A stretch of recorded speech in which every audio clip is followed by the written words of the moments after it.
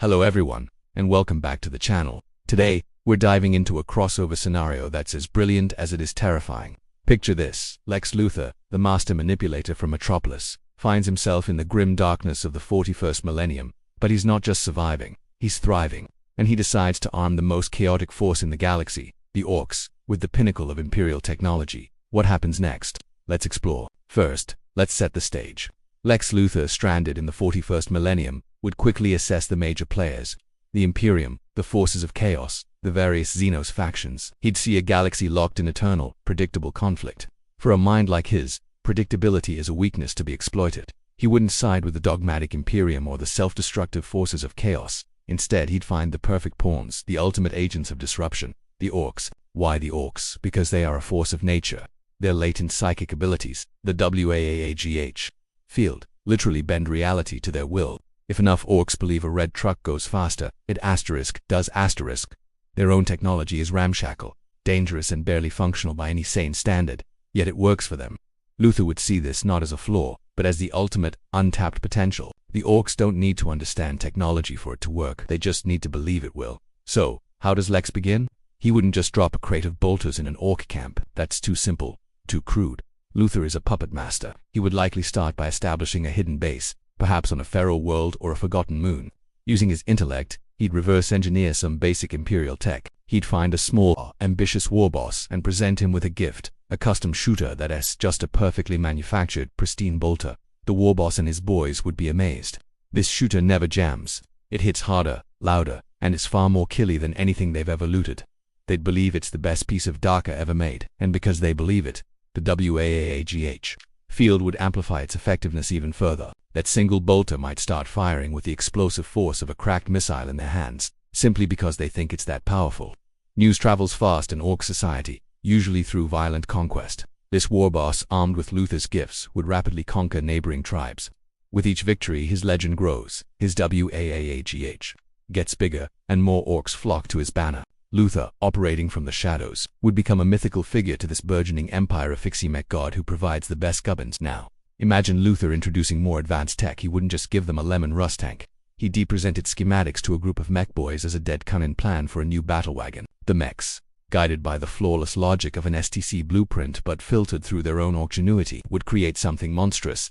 They would build a tank that has the reliability and firepower of a lemon rust, but is also covered in spikes, extra decorates, and a giant, clanking jaw on the front.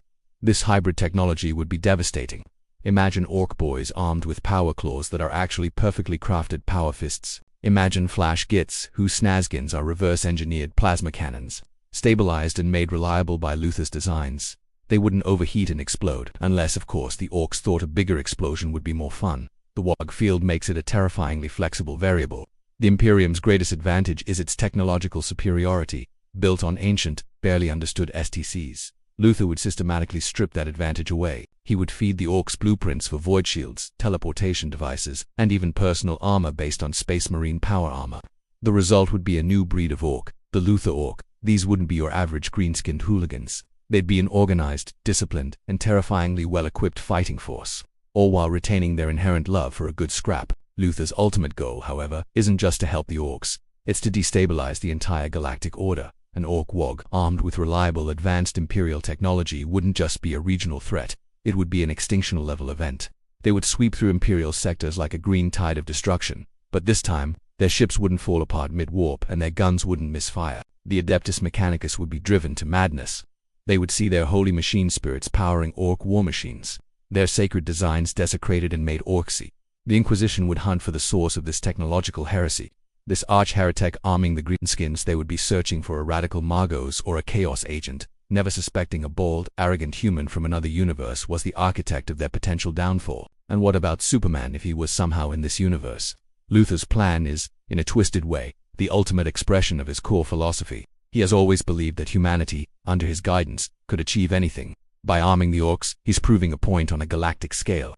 He is showing that with superior intelligence, his intelligence, even the most brutish force can be honed into a weapon capable of toppling gods and empires. He isn't just trying to win, he's trying to prove that his mind is the most powerful force in any universe. The long-term consequences would be galaxy-altering. This new Ork empire, let's call it the Lex WAAAGH, could potentially become the dominant power.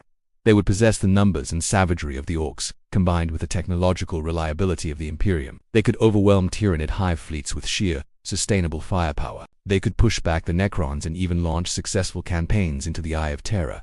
Luthor would be at the center of it all, a silent king, a god of the machine in the eyes of the Orks. He wouldn't need a throne. His power would be absolute.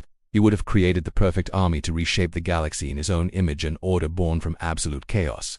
He would have finally outsmarted everyone, not just on one world, but across an entire galaxy. It's a terrifying thought. The ultimate victory for Lex Luthor achieved by unleashing the ultimate WAAAGH. What do you think?